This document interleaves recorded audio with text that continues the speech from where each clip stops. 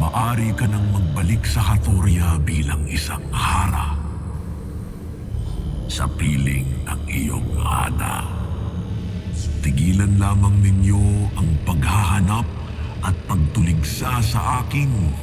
Hayaan niyo akong mabuhay sa paraang nais ko at hahayaan ko kayong mabuhay sa paraang nais ninyo.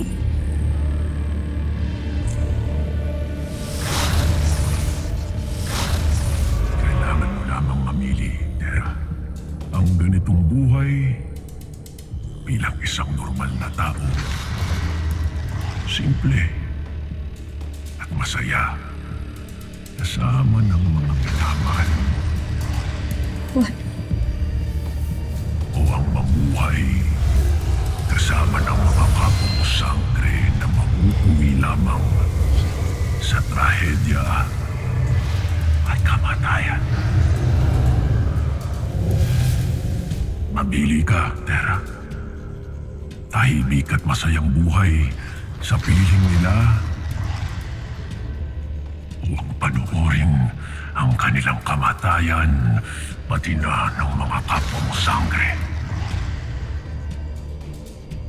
Hindi pa nga bang buhay ang aking inaalok, Tera? Kaya't magpasya ka na.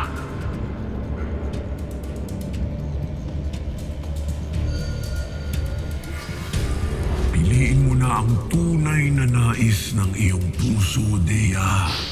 Huwag mong hayaang mawala sa iyo ang pagkakataong ito, Adamus, sapagkat hindi ko na ito iaalok muli, Flamara.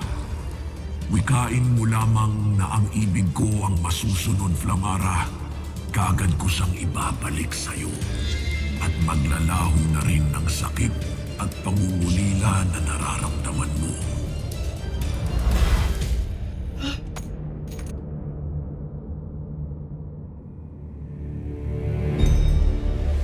Hindi ko tatalikuran ang aking tungkulin.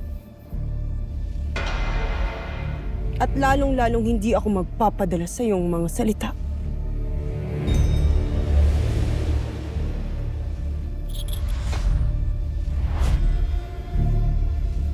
Hindi mo ako matutokso, Gargan! Hindi mo ako masusuhulan kahit gaano pa kalaking kabayaran ang ialok mo! Hindi mo pwedeng unahin pa sarili ka pa ka ng Dea.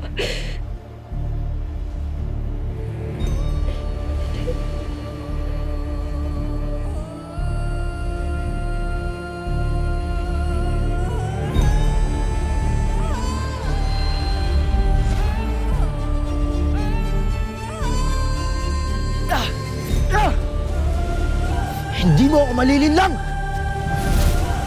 Hindi namin ipapahamak Ang mundo ng mga tao ang Encantadia para lamang sa'yo! Para lang sa'yo! para lamang sa'yo! Para lang sa'yo!